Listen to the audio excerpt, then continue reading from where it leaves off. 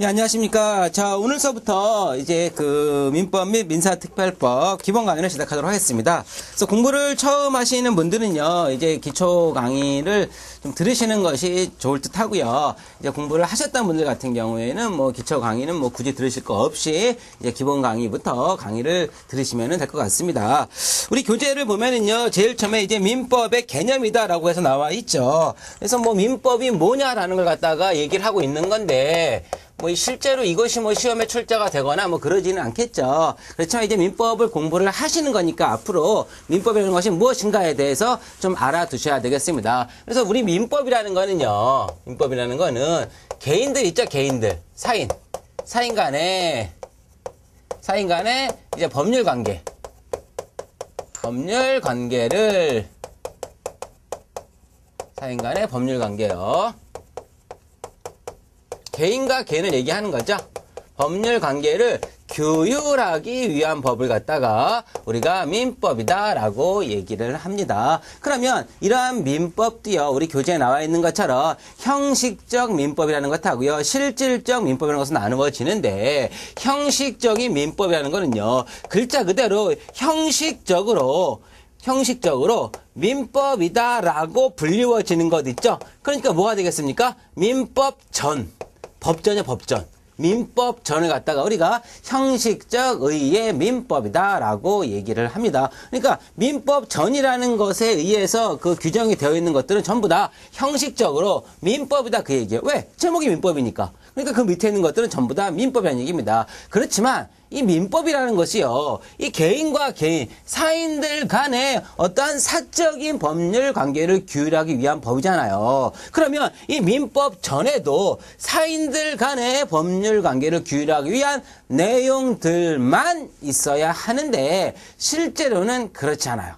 뭐 벌칙에 관한 규정도 있고, 그래서 이 형법적인 내용도 있고, 그렇기 때문에 형식적 의의 민법이라고 해서 모든 조문들이 전부 다 사인 간의 법률 관계를 규율하기 위한 그 실질적으로 민사의 내용을 갖는 것은 아니다 라는 것은 좀 기억을 해두세요. 그래서 형식적 의미라는 거는 글자 그대로 민법 전을 얘기하고요, 실질적 의의 민법이라는 거는요, 민법 전이라는 타이틀 아래에 규정이 되어 있지 않다고 하더라도, 다른 법의 곳곳에 있어도 이거는 실질적으로 개인과 개인 간의 법률 관계를 규율하기 위한 것이다 라는 판단이 들면은 그것들을 갖다가 모두 다 실질적 의의 민법이다 라고 얘기를 하는 겁니다. 그러니까 형식을 그 중점으로 보느냐, 아니면 그 실질적인 내용을 중점으로 보느냐에 따른 구분이 되겠습니다.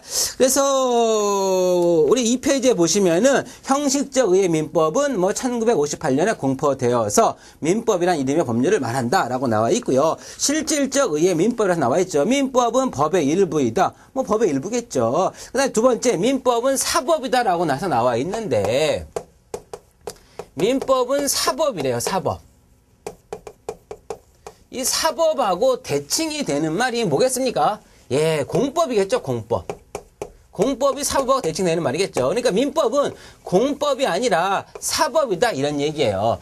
우리 그 일상생활에서 그런 얘기 많이 쓰죠. 너는 사람이 공사를 구분할 줄 모른다. 물에 물 탄 듯 술에 술 탄 듯 똑부러지게 공과 사를 구별해야 될 거 아니냐라고 할 때 공과 사예요. 그러니까 공이라는 거는요, 공적인 일들을 얘기하고요, 사라는 거는요, 사적인 일들을 얘기해요. 아시겠습니까? 그러니까 공적인 일이라는 거는요, 이거는 이제 국가하고 개인 간의 관계라든지, 국가하고 지방자치단체의 관계라든지, 지방자치단체 상호 간의 관계라든지, 이런 것들을 갖다가 우리가 공법이다라고 얘기를 해요. 예를 들어서 형법이라는 것이 있어요. 형법이 뭐냐면은요, 절도를 하면은 너 감옥 간다 라는 것을 규정해놓고 있다는 겁니다. 그러면 절도를 하면은 감옥에 보내는 거는 누구예요? 국가죠, 국가. 그렇죠? 그러니까 이거는 국가하고 개인 간의 관계를 규율하고 있으니까 이런 걸 갖다가 우리가 형법이다라고 얘기를 하는 겁니다. 그래서 형법은 바로 공법이 되는 거예요. 아시겠습니까? 행정법 이런 것도 다 공법이 되는 것이고요. 사법은 개인과 개인 간의 관계를 규율하는 것이니까 우리가 공부하고 있는 민법이라든지 상인과의 법률 관계를 나타내고 있는 상법이라든지 이런 것들을 갖다가 우리가 사법이다라고 얘기를 합니다. 그런데 오늘날은요. 공과 사를 딱 나눌 수 없는 그러한 영역들이 생겨나기 시작을 했어요. 그걸 갖다가 우리가 이제 중간이다. 공하고 사의 중간이라 그래가지고 중간법이다 라고 얘기를 하는데 이러한 중간법들이 나타나기 시작을 했습니다. 그래서 중간법이라는 거는요. 공법이라고 하기에도 좀 그렇고 사법이라고 하기에도 좀 그렇고 이런 걸 얘기해요. 예를 들어서 우리나라에서 제일 큰 회사 삼성전자하고요. 그 종업원, 회사 사원들 있죠? 종업원들 간의 관계를 보겠습니다. 그럼 삼성전자라는 거는요, 국가예요? 국가 아니잖아요. 그러니까 사인이에요. 이런 걸 갖다가 우리가 이제 법인이라고 얘기를 합니다. 사인이잖아, 사인. 사인하고 종업원은요, 사인이잖아요. 사인 간의 관계를 규율하는 법이 민법이 돼야 되지 않습니까?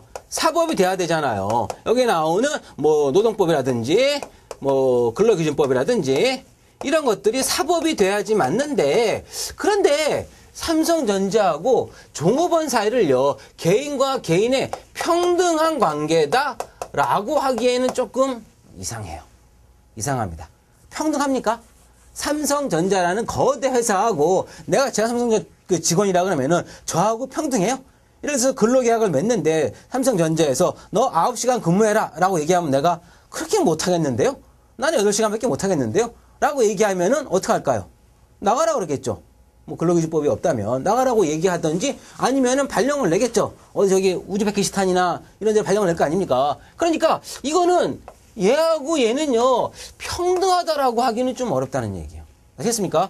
갑이라는 사람이요 을이라는 사람한테 1억 원을 빌려줘요. 그런데 을이라는 사람이 1억 원 안 갚아요. 그러면 갑하고 을이라는 사람은요 둘 다 사인이잖아요. 사인이기 때문에 얘들은 평등한 관계입니다. 평등한 관계예요.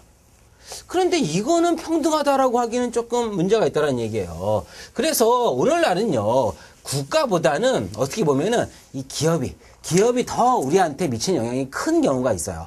그래서 요새 같은 경우는 기업도 뭐 다국적 기업이라고 해가지고 거의 국가에 맞먹는, 국가 원수에 맞먹는 그런 위상과 영향을 떨치지 않습니까? 예를 들어서 뭐 그 마이크로소프트의 빌 게이츠 한번 떴다 그러면은 뭐 그 사람을 만나려고 국가 원수들이 그 대통령들이 조그만 나라 같은 대통령들이 그 사람을 만나야 되는데 만나주지도 않고 뭐 이러지 않습니까? 그렇기 때문에 이거는 사인이라고 하기 좀 그렇고 오히려 국가에 좀 가까운 측면이 있어요.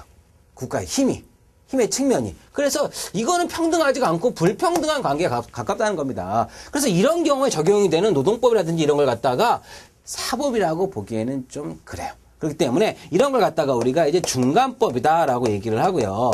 다른 말로 이제 사회법이다라고도 얘기를 합니다. 그래서 어찌됐거나 공법하고 사법을 나눌 때는요. 우리 민법은 사법에 속해 있다라는 것 정도로 기억하시면 되겠습니다.